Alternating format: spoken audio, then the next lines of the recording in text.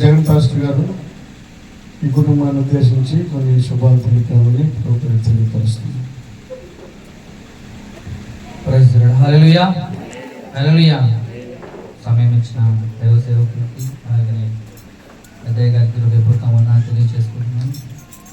దేవుడు పరిశుద్ధాత్మ దేవుడు ఏదైతే ఈ స్థలంలో దేవుడు ఈ స్థలాన్ని దేవుడు వారికి బహుమతిగా ఇచ్చాడు. హల్లెలూయా. వారి కష్టమును బట్టి, వారి ప్రతిఫలమును బట్టి, వారు చేసిన పరిచర్యను బట్టి, దేవునికి వారు నమ్మకత్వంగా వారు ఎలా అయితే జీవించారో దాన్ని బట్టి వారికి దేవుడు ఈ ప్రతిఫలాన్ని వారు దేవుడు ఇచ్చాడు. యెహోవా ఇల్లు కట్టించిన యెడల వాడి కట్టు ప్రయాసం ఏదైతే వ్యర్థమని వాక్యం సెలవించబడుతున్నదో, అయితే వారు ఈ గృహాన్ని ఏదైతే వారు దేవునిలో కట్టుకున్నారు, దేవునికి వారు లోబడినారు కనుకనే దేవుడు వారి పట్ల కార్యము చేశాడు. హల్లెలూయా.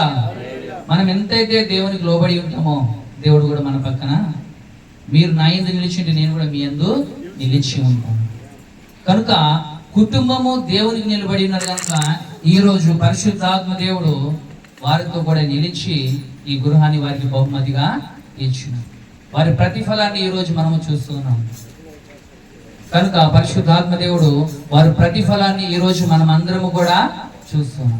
అంటే దేవునితో నడిస్తే ప్రతిఫలం ఎలా ఉంటది అని ఈరోజు వారి కుటుంబం ఈరోజు సాక్ష్యము ద్వారా మాకు చేసిన మేలు, దేవుడు మాకు ఈ గృహాన్ని ఈరోజు బహుమతిగా ఇచ్చాడని చెప్పేసి అనేకుని సంతోషకరంగా ఈరోజు వారు పిలుచుకొని దేవుడు మాకు చేసిన మేలు.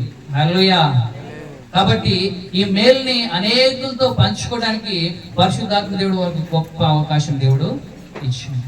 కనుక ఈ కుటుంబం గురించి ప్రతి ఒక్కరు ప్రార్థన చేసి ఇలాంటి మేలు వారి కుటుంబం అనేక జరగాలి, వారు దేవునితో నడవాలి, వారి కుటుంబం, వారి బిడ్డలు, వారి కష్ట జీవితమును బట్టి దేవుడు ఈ ప్రతిఫలం ఇచ్చినాడు కనుక ఇంకా వారి జీవితంలో రాబోతున్న ఇంకా మేలు దేవుడు చేయాలని మనం అందరం ప్రార్థన చేస్తాం.